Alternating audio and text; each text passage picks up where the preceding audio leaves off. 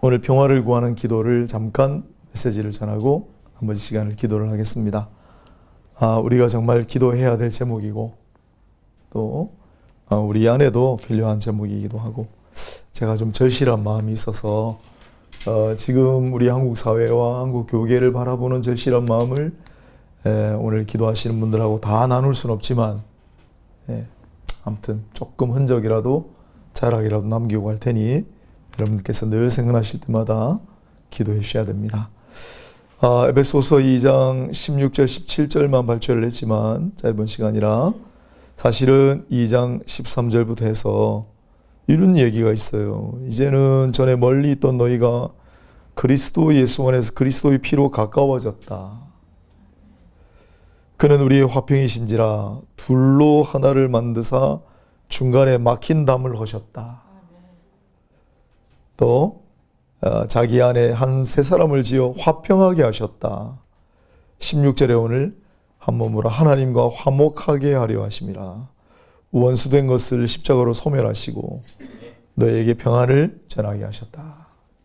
왜 이렇게 화목, 화평, 하나됨, 가까워짐을 강조할까요? 이 에베소라고 하는 곳, 에베소서는 에베소에 있는 교회 성도들에게 전한 메시지죠. 성경에서, 신약 성경에서 오직 이 에베소 교회만 사도 바울로부터 편지를 받고 사도 요한으로부터 편지를 받았습니다. 오로지 에베소 교회만 두 사도로부터 편지를 받았어요. 한번 생각해 보세요. 다른 곳은 없죠? 고린도 교회는 바울에게만 받았고 소아시아 7교회는 사도 요한한테만 편지를 받았는데 사도 바울 교회들하고 겹치지 않아요. 에베소만 겹쳐요. 왜 에베소에는 두 번이나 편지를 썼을까요? 제가 옛날에 제가 목사된 이 연유와 여러 가지를 이야기하려면 한 3박 4일 정도 하면 됩니다. 하여튼 뭐 기가 막힌 일들이 많았는데 그 이제 제일 첫 번째 단계가 제가 이제 그때 시험 공부 막 할 때인데 시험 치고 내려오니까 아내가 어디 수련회를 가야 된대요. 3박 4일 동안 하는, 아무튼 뭐 제목은 말씀 못 드리겠지만 그 수련회를 이제 돈을 내놨대요. 그때 돈으로 23만 원인가? 엄청 비싼 돈이에요. 별로 안 놀라시는데 이게 언제냐면 20년 전이니까 20년 전에 수련회 비용이 23만 원, 25만 원 그랬으니까 그 내가 아니 이 부인이 정신이 있는 겁니까? 없는 겁니까? 우리 살림에 그걸 왜 빨리 물리라고. 그러니까 안 물러준대요. 그 내가 고발할 거라고.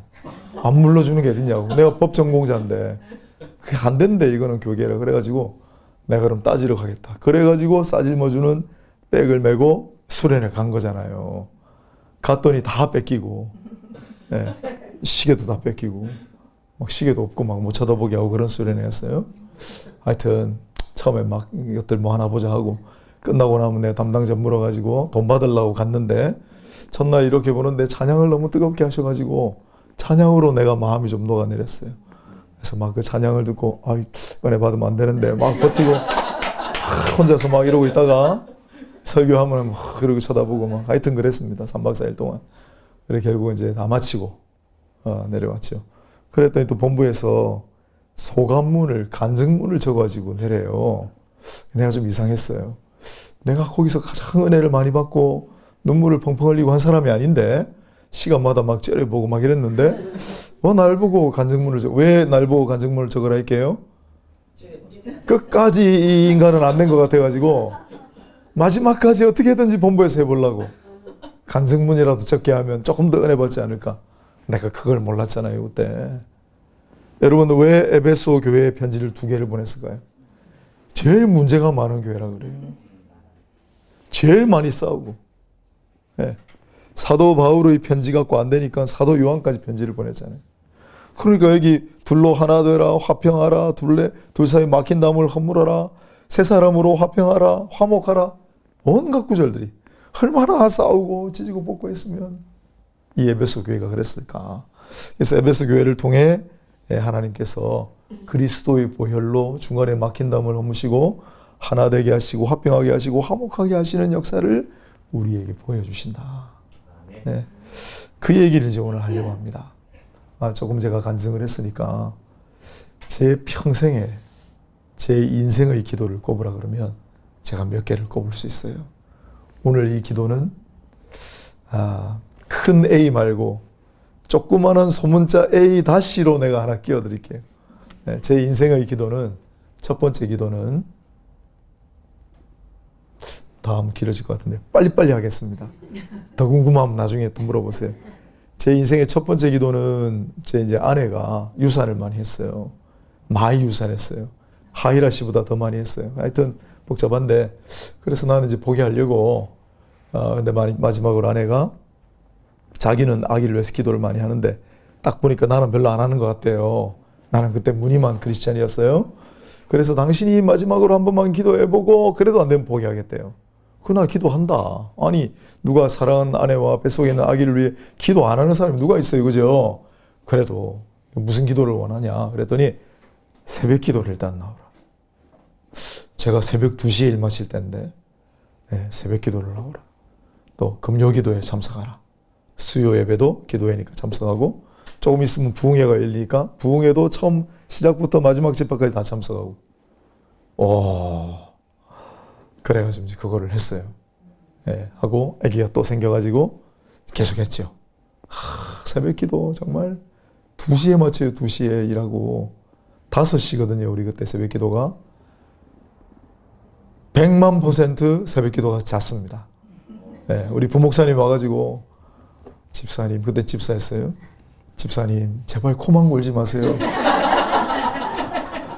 주무시는 건 상관없는데 왜 너무 코를 고니까 옆에 있는 분들 지장된다고. 집사님, 제발 코만. 그 차라리 나오지 마세요. 아마 그 마음속엔 그랬을 거예요. 그런데 안 나갈 수가 없는 게 약속을 해가지고 계속 기도하고.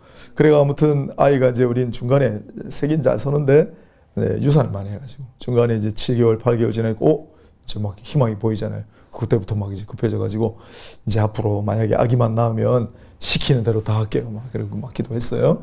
그래서 중간에 고비가 많았는데 마침내 2000년 6월 20일 예정일보다 닷새 먼저 우리 큰아이가 태어났습니다.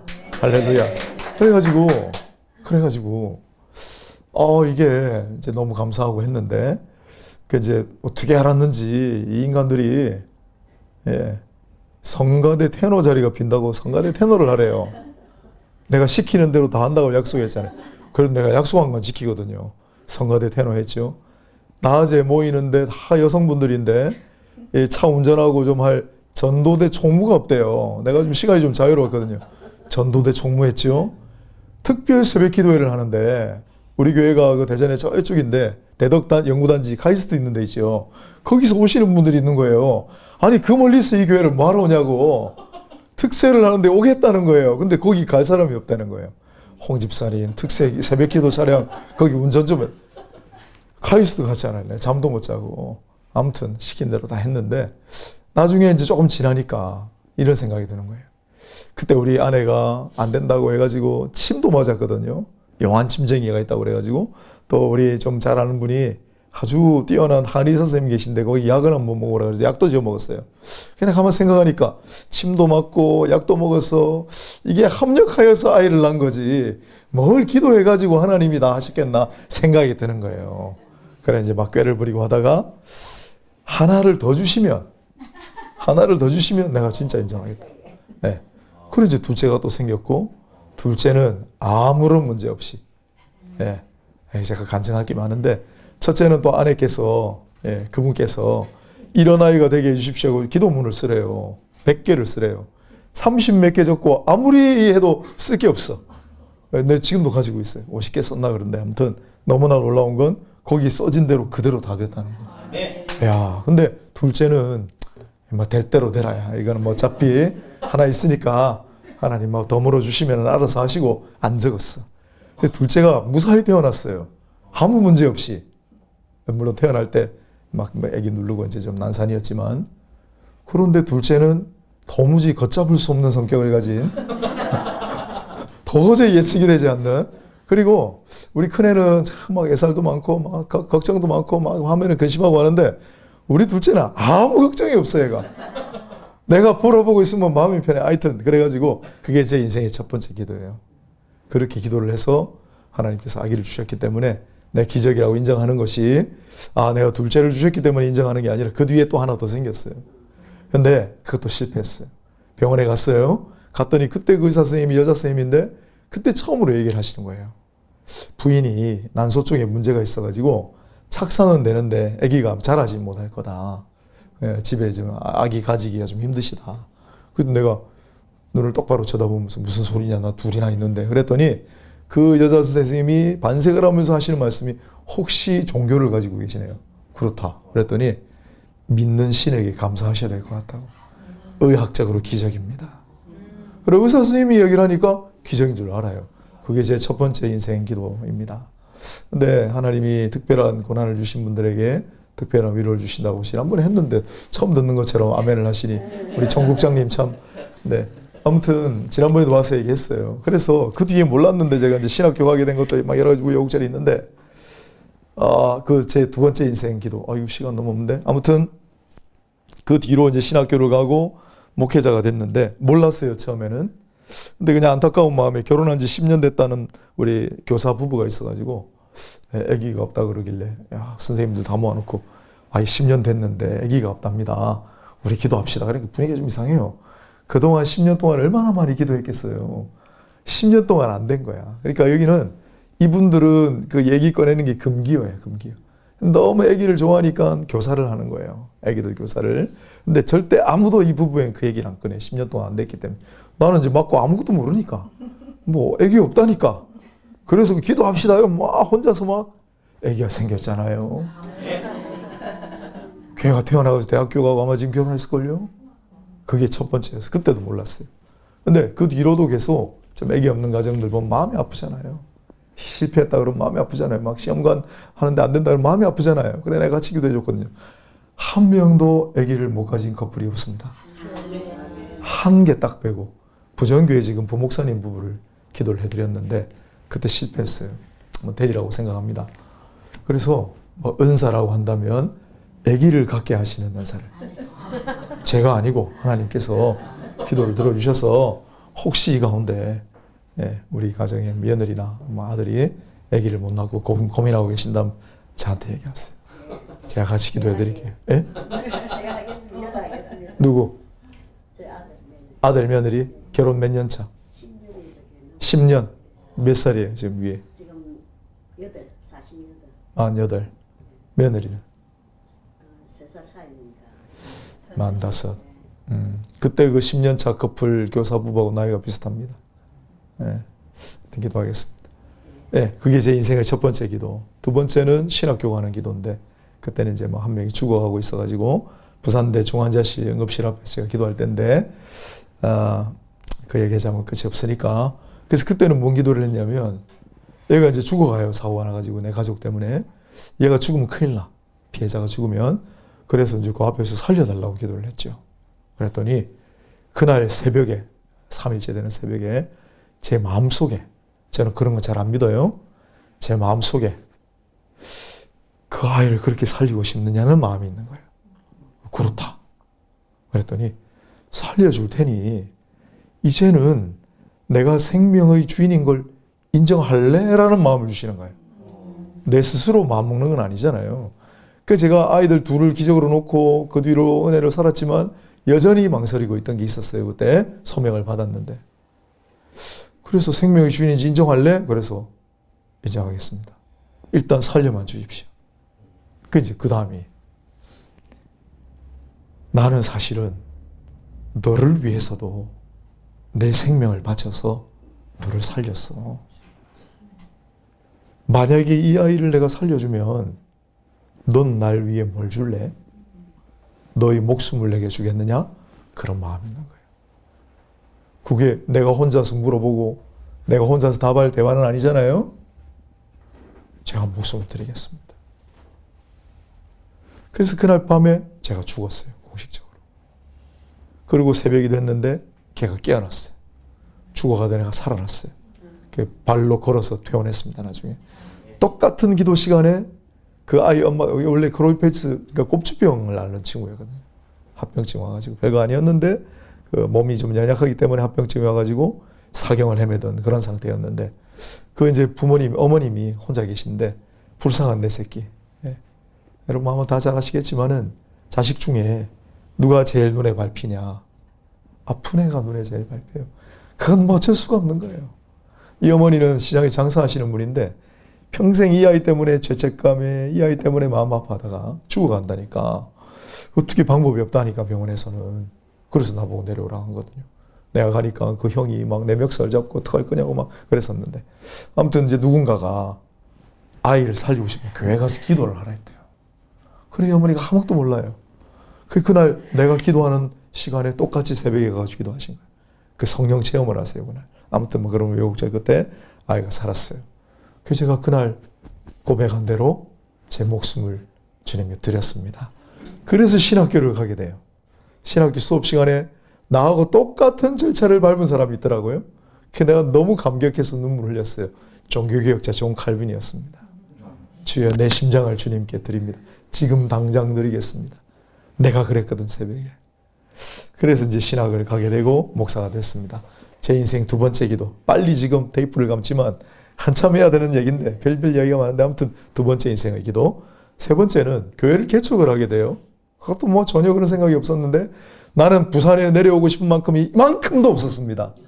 목사가 되고 싶은 생각도 이만큼도 없었고 뭐 하나 내 뜻대로 되는 게 없어. 그래서 부산에는 제가 고향입니다. 영도에서 태어나고 대연동에서 주로 학교 다녔고 이쪽 동네는 내가 옛날에 우리 친구들 만나러 한 번씩 왔지 내 세상에 온천장에서 목회할 줄은 나 꿈에도 몰랐어요. 맨날 지나가면서 여기는 왜 지하철을 위에다가 이렇게 해가지고 이상하게 만들어놨어? 동네가 이상한데? 그러면서 다니던데요. 아무튼 그래서 목회자가 되고 뜻밖의 부산으로 오게 되고 그 다음에 개척을 하게 됐어요. 나는 교회를 개척하리라고는 한 번도 생각해 본 적이 없어요. 하단에서 교회를 개척했는데 자 이제 덜컥 교회를 개척해놨는데 이거 어떡할 거냐. 아는 건 아무것도 없는데 그래서 이제 막 죽자고 기도만 했는데 그때 하나님께서 은혜를 많이 베풀어 주셔가지고 교회가 단기간에 많이 성장을 했어요. 예, 큰 은혜가 있었습니다. 하단 쪽에 큰 부흥의 역사가 있었습니다. 그리고 이제 한 3, 4년이 지나가지고 그때 좀 교회가 많이 커져가지고 이제 가을에 제가 기도를 하는데 그런 마음을 주시는 거예요. 홍 목사야, 내가 너 해달라는 거 다 들어줬는데 우리 총 국장님도 부임해 오셔가지고 센텀에서 나 만났을 때 그때는 국장님 아니었지만 방송국을 갖고 싶다는 거예요. 방송국을 우리도 하나 좀 세우고 싶다는 거예요. 하시라고. 하나님이 들어주시고 내가 속으로는 안 될 걸 했는데 아무튼 들어주시잖아요.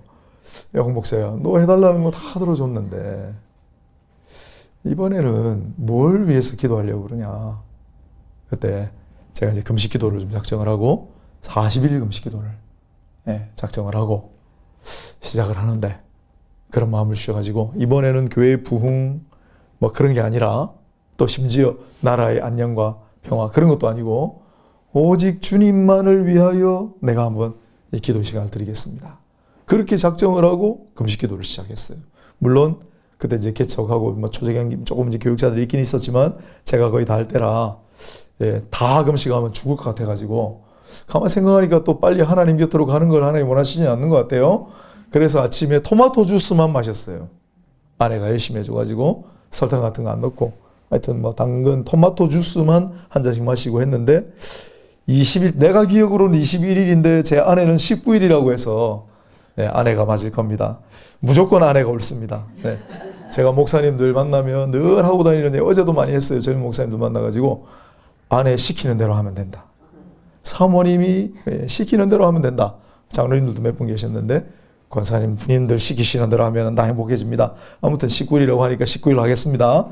20일 넘은 것 같은데 그날 하여튼 토요일이었는데 그 세례 교육이 요맘때 있어요. 요맘때 가을에. 그래서 세례 교육을 시키고 마지막 날은 제가 꼭 같이 이제 기도하면서 이제 마지막 훈련을 시켜요. 그래 그날 마지막으로 내가 이제 얘기하고 기도 같이 하고 훈련 시키고 난 다음에 다 끝났다. 이제 여러분 내일 세례 받으시면 돼요. 하고 내가 인사하고 일어서다가 기절했어요. 제 평생 최초이자 아직도 마지막으로 정신을 잃었어요. 일어나다가 그냥 그대로 쓰러졌어요. 그래 이제 막 사람들이 팔 주무르고 다리 주무르고 간호사 되는 분이 와가지고 막 링거 놓고 막 그래가지고 강제 중단됐어요. 거기가 이제 금식기도 끝이에요. 더는 못하게 하니까 그분이 여기서 그분은 이분이 아니고 제 옆에 있는 분입니다. 아무튼 그래서 금식기도를 했는데 그 결과가 뭐냐? 교회를 옮겼어요. 진짜 놀랍죠.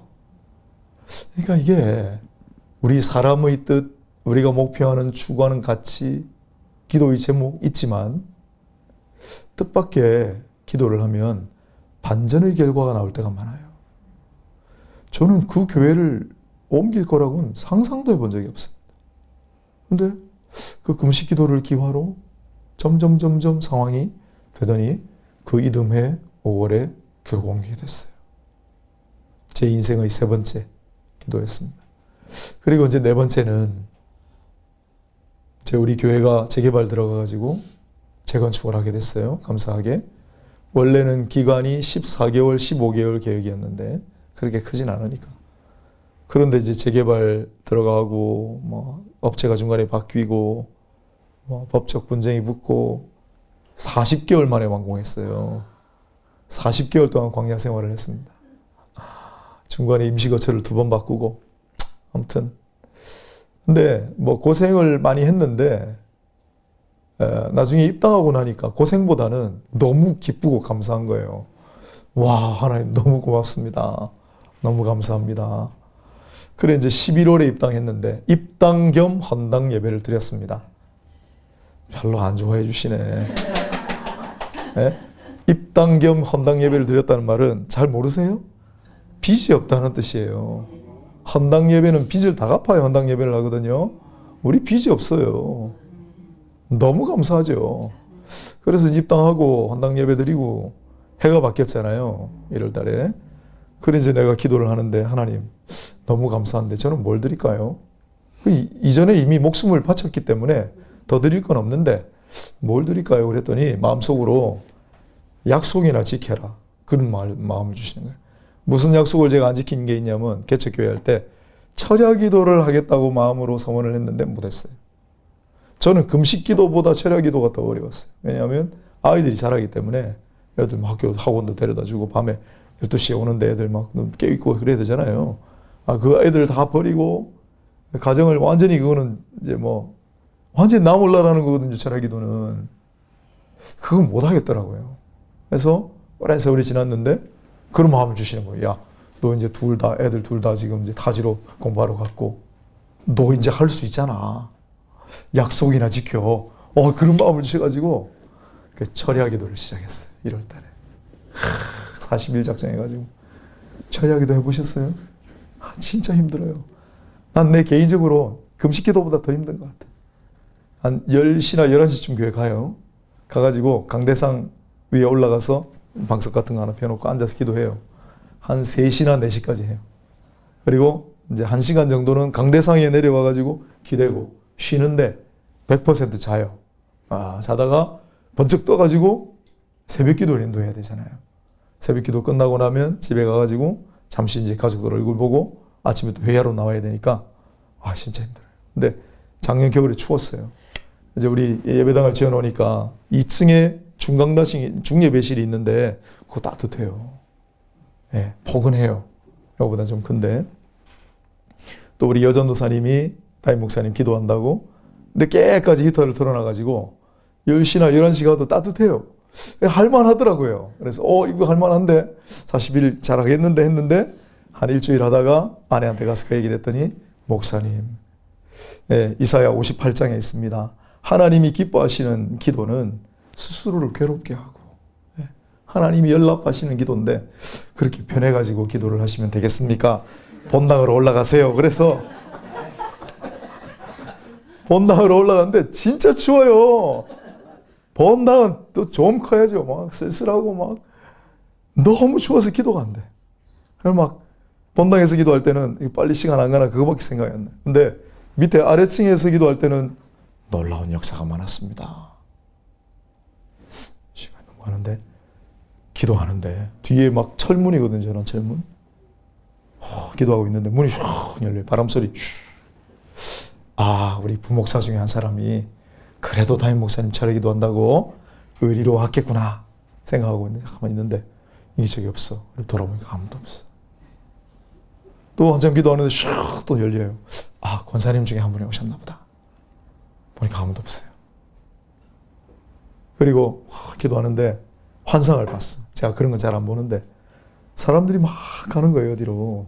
내가 막 누구 아는 사람 있나 보니까 모르는 사람이야, 다. 어디 가세요? 그랬더니 한 분이 나를 딱 쳐다보면서 교회 가지 어디 가요? 그러고 가는 거예요. 환상 속에 나타난 사람도 경상도 사람이에요. 신기한 거예요. 교회 가지 어디 가요? 하고 가더라고요. 이상하다 그랬는데 그게 다 따뜻한 그 중예배실에서 있었을 때 환상도 보고 인기적도 느끼고 난 주님이 오셨다고 생각하고 올라가서 추울 때는 별로 없었어. 아무튼 근데 작년에 그대로 됐거든요. 새가족 많이 오시고 그게 철야기도가 제 인생의 네 번째 기도였습니다. 마지막에는 너무 춥고 힘들고 너무 지쳐갔어요. 몸이 너무 힘들었어요. 30일 한 달쯤 지나니까 이건 누가 말아주는 사람 있는 것 같지도 않고 괘씸하게 아무도 기도하러 안 와요. 내 같으면 밤중에 한 번은 올 텐데 아무도 안 와. 추운데. 그래서 내 혼자 이거 뭐 하는 짓인가 하고 막 별 생각이 다 들었어. 그러면서 꼭 이렇게 기도해야 됩니까? 이렇게 기도한다고 보고 계세요? 네, 그런 생각 많이 했거든요. 내가 깜짝 놀랄 일이. 아무튼 요거만 하고 마칠게요. 우리 교단의 전국 남전도연합회 전도대회가 있어요. 그 전도대회를 좀 일찍 하는데 2월인가 아마 했을 거예요.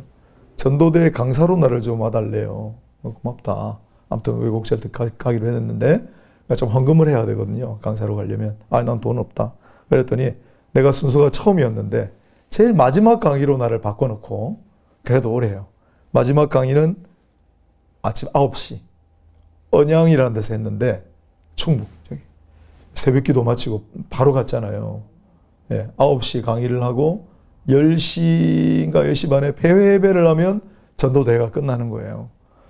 그래서 이제 그날 기도 강의니까 제가 기도 얘기를 하면서 지금 철야 기도를 하고 왔다.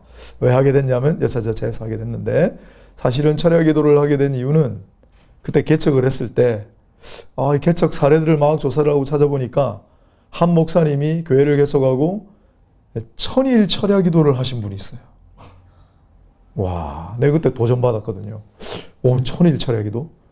교회 개척을 하면 저 정도는 해야 되나 보다 생각을 했는데 이제 오랫동안 잊고 있었고 나는 40일밖에 못했지만은 아무튼 그 얘기를 하면서 그게 전국 모임이라 그 뒤에 제가 찾아봤어요.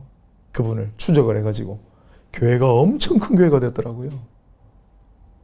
원래는 사모님하고 두 분이 서울의 고척동이라는 데 지하실 비 오면 막 비 새고 하는 데서 두 분이 개척하신 교회 1000일 기도를 하셨어요. 철야를. 근데 지금 교회가 막 너무너무 커졌는데 깜짝 놀란 게 지금은 전 교인들하고 함께 1000일 기도회를 하세요.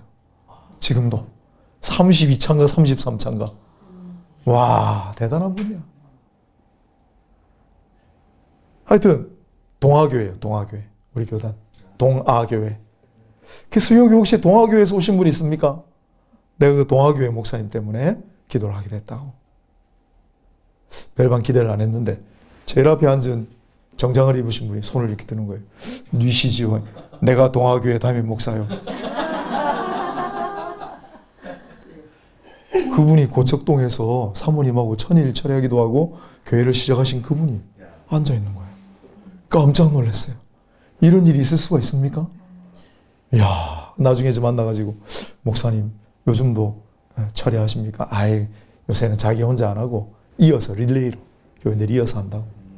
지금 릴레이 1000일 철야기도 세미나를 하고 다니세요. 누가 하겠어요 그걸.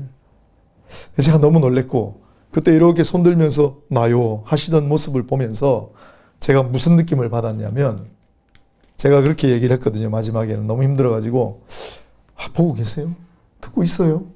이게 쓸데없는 짓 하는 거 아니에요? 했는데 주님께서 이 사람을 통해 내가 다 보고 있었다. 이게 내 대답이다. 어떻게 그렇게 공교로울 수가 있어요? 내가 한 번도 이분을 본 적이 없어요. 우리 교단의 전도부장이 되어 계신 거예요. 그날 폐회 예배는 전도부장이 집례를 하니까 패배의 마지막 순서 맡으셔서 오신 거예요. 내가 첫날 순서였으면 못 만났어. 이게 진짜 놀라운 얘기죠. 그게 제 인생의 네 번째 철야 기도였습니다. 네 번째 기도였습니다. 그리고 오늘 이제 다섯 번째가 될지 모르겠지만은 오늘 이 평화를 구하는 기도를 합니다. 이제 뭐 지금 발표하고 있을 것 같은데, 예, 판결문 읽는데 한 30분 이상 걸립니다. 법대 졸업했어요, 법대. 예, 이제 집에 가셔서 이제 나중에 보세요. 그래서 우리가 뭘 기도해야 할 것인가? 이젠 평화를 구하는 기도를 해야 된다. 이 평화를 구하는 기도는 프란치스코라는 사람이 1882년에 이분이 태어났는데 1202년에 전쟁이 벌어져가지고 포로가 돼서 노예로 팔려가요. 집에 돈이 많아가지고 보석금을 내고 석방되거든요. 그러다가 나중에 여전히 쾌락, 너무 부잣집 아들이라 그래 막 쾌락적인 생활을 하다가 중병에 걸려요. 그래서 병상에서 살려주세요 했는데 하나님 살려주셨어요. 그게 서운한 게 있어가지고 모든 걸 하나님께 다 바치고 자기 부유한 집안의 상속자 자리도 다 포기하고, 그게 프란체스코, 천주교에서 정말 높이치는 성인이잖아. 예, 이제 하나님 사람으로 살아가겠습니다. 그리고 어느 날 동굴 안에 들어가가지고 막 눈물을 흘리면서 기도하는데, 통에 잡아가고 하나님 앞에 막 주님의 사람으로 살겠습니다. 그리고 이제 동굴에서 나와가지고 돌아오는 길에 나병 환자를 만났는데, 그 나병 환자를 처음에는 이러던 사람이 그 나병 환자를 포옹하고 그들의 자선을 베풀고 하는 사람으로 거듭나게 된 거예요. 그리고 교회 앞을 지나다가 교회로 들어가가지고 십자가 밑에서 무릎 꿇고 기도했어요. 주님, 저는 주님을 위해서 뭘 드릴까요? 그랬더니 주님께서 프란체스코야, 쓰러져가는 나의 집을 수리하라. 쓰러져가는 나의 집을 수리하라. 그래서 돈이 많았기 때문에 자기 남아있는 돈을 전부 다 그 교회에 보수하라고 바쳤는데, 그 돈을 그 성당의 성직자 주교하고 떼먹었대. 나중에 그걸 알고 분노하고 그러면서 이 교회를 새로 지으라는 얘기가 아니라는 사실을 깨닫게 돼요. 그러면서 그 뒤에 이 중세를 살린 사람이에요. 프란체스코는. 쓰러져가는 나의 집을 수리하라. 그러면서 이분이 남긴 기도가 주여 저를 당신의 도구로 써주소서. 아까 기도하신 분 정말 제가 감동받았는데, 미움이 있는 곳에 사랑을, 다툼이 있는 곳에 용서를, 분열이 있는 곳에 일치를, 의혹이 있는 곳에 신앙을, 그릇됨이 있는 곳에 진리를, 절망이 있는 곳에 희망을, 어두움의 빛을, 슬픔이 있는 곳에 기쁨을 가져오는 이가 되게 하옵소서. 제가 이 자료 안 드려도 집에 가셔서 여러분 친구 찾으셔가지고 평화를 구하는 기도 쓰시면 다 나와요. 이어지는 구절이 위로받기보다는 위로하고 이해받기보다는 이해하며 사랑받기보다는 사랑하게 하여 주소서. 우리는 줌으로써 받고 용서함으로써 용서받으며 자기를 버리고 죽음으로써 영생을 얻기 때문입니다. 라고 기도했어요. 평생 그런 사람으로 살았어요. 우리는 위로받기를 좋아해요. 이해받고자 하는 사람들이에요. 그렇죠. 그러나 이해하는 자, 용서할 수 있는 자, 사랑하는 자, 그리고 오늘 본문에 있는 화평하게 하는 자, 화목하게 하는 자, 하나 되게 하는 자, 뒤에 바로 나오는 구절이 성령이 하나 되게 하신 것을 힘써 지키라는 구절이에요. 자, 오늘 이제 우리 어차피 헌법재판소 판결은 날 테고 아직 우리 안 봤죠? 제가 법 전공했어요. 안 믿기시는 눈치인데 헌법재판관 중에 여자분이 세 분이에요. 한 분은 선임인데 조금 이따 18일 날 퇴임하시는 분이에요. 아마 역시 시험 보신 분들 아실 거예요. 젊은 분이 두 분 계신데 정계선이라는 여자분은 제 아주 친한 절친의 부인입니다. 동기. 제 동기의 부인이에요. 그분은 원래 의사였는데 지금 다른 이제. 그 다음에 김복형이라고 하는 여자분이 있는데 제 동기입니다. 예, 같이 공부하던 분들이에요. 제일 앞에 단발머리 소녀였는데 내가 훨씬 나았는데 지금 헌법재판관을 하고 있습니다. 그래서 어차피 판결은 날 테고, 그러면 만약에 인용 결정이 나면 반대하는 분들이 거리로 쏟아져 나오겠죠. 만약에 기각이 되면 반대하는 사람 또 나오겠죠. 어차피 서로 다른 길을 가는데 이 갈등과 분열이 계속되는 한 한국 사회 발전할 수 없다. 그럼 교회가 해야 될 일은 뭔가? 이 세상에서는 이걸 봉합을 못해요. 누가 이거를 하나 되게 하겠어요? 다 자기 정파 얘기, 다 자기 앞길이 우선이죠. 이건 교회만 할 수 있는 거예요. 그래서 교회가 화평하게 하시고 화목하게 하시고 하나 되게 하시고 성령이 하나 되게 하신 것을 힘써 지키게 하옵소서. 우리를 평화의 도구로 써주시옵소서. 우리의 평화의 아들로 삼아주시옵소서 해야 되는 거예요. 그리고 이 땅에 평화를 구하는 기도를 드려야 됩니다. 말씀드렸지만은 내전에 가까운 서로 도발이 일어나거나 서로 돌을 던지거나 우리는 이미 한 번 했어요. 그거 또 다시 할 필요가 없어요. 우리 해방되고 난 다음에 한 번 했어요. 우리 엄청난 대가를 치렀어요. 그때. 네, 다시는 그런 일이 일어나지 않도록. 더 나아가 북한은 지금도 미친 사람들 미친 집단처럼 전쟁 준비를 하고 있는데 이게 뭐 밀고 내려오고 정신 나가가지고 그런 짓 하면 어떻게 해요? 예, 우리가 물론 압도적으로 이기겠지만은 전쟁이라는 게 어느 당사자가 일방적으로 이기는 게 없어요. 이 땅의 평화를 주님 주소서 안착하소서. 절대 전쟁이 일어나지 않게 하시고 절대 분쟁과 갈등이 격화되지 않게 하소서가 우리에게 주어진 제1의 사명이다. 지금 기도로. 예. 그리고 이제 하나 더 추가한다면 저는 이 민족을 너무 사랑합니다. 저는 대한민국을 너무 사랑하고 너무 자부심이 많아요. 특히 제 밑에 세대들. 나는 우리 친구들 공공연하게 다 존경한다고 얘기합니다. 우리 애들, 이제 딸들이 26, 24인데 아빠를 맨날 놀려요. 왜냐하면 저는 BTS를 존경해요. 여러분 BTS 아세요? 저는 BTS를 존경합니다. 블랙핑크 아이들을 존경합니다. 우리 윗대가 한 번도 해내지 못한 게 뭡니까? 꿈도 못 꿨던, 예? 그런 일이 있으리라고 감히 상상도 못했던 아카데미에서 감독상, 작품상을 받고 이 BTS가 여러분 대단해요. 엄청난 일이 지금 벌어지고 있어요.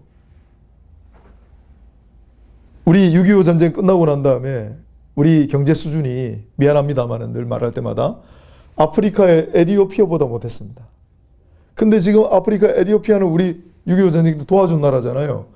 지금도 그대로고 그 밑에인데 우리는 제 10대 경제 대국이 되었습니다. 너무나 놀라운 건 5대 문화 강국이 되었어요. 우리 앞에 어디가 있느냐? 미국, 영국, 독일, 프랑스 정도밖에 없어요. 5대 문화 강국이에요. 이게 우리 힘으로 물론 우리가 열심히 했지만 우리 힘만으로 될까? 하나님이 이 민족을 사랑하신다는 굳센 확신이 있어요. 야, 이 민족을 이토록 사랑하시는구나. 여기까지 이끌어 가셨구나. 그래서 우리 앞에 어떤 일들이 있어도 무너지지 않고 앞으로 나아가려는 확신이 있지만 그러나 중간에 너무 손상이 많으면 복구되는 시간이 많이 걸려요. 그래서 우리가 이제 확신을 가지고 이번 일을 계기로 다시 한번 이것이 뒤로 물러가는 일이 아니라 발판을 삼아서 한 번 더 도약할 수 있는 기회가 되게 하옵소서. 역전의 기회가 되게 하옵소서를 기도해야 되는 거예요. 우리에게 맡기신 사명, 기도의 사명입니다. 오늘 그런 마음을 가지고 함께 기도하시고 서두에 제가 제 인생의 기도를 말씀을 드렸는데 왜 개인의 간증을 드렸냐면 하나님은 기도하는 것을 절대 그냥 받지 않으신다. 더더군다나 나를 떠나서 기도하면 할수록 하나님 더 기뻐하신다. 그래서 제가 세 번째, 네 번째는 내 개인을 위해 기도한 게 아닙니다. 주님을 위해, 주님의 교회를 위해, 주님 나라를 위해 기도했더니 전혀 생각지 못했던 전혀 뜻밖의 결과를 낳게 하셨어요. 오늘 우리도 그런 마음으로 모였죠. 오늘 이 나라 민족을 위해, 이 시대의 교회를 위해, 또 우리를 위해, 여러분 섬기시는 교회를 위해, 가정을 위해 오늘 시간 기도하심으로 하나님 다 들으시고 반드시 이루어 주실 거라는 확신을 가지셔도 좋습니다. 그 믿음 가지고 오늘도 굳세게 기도하고 나아갑시다.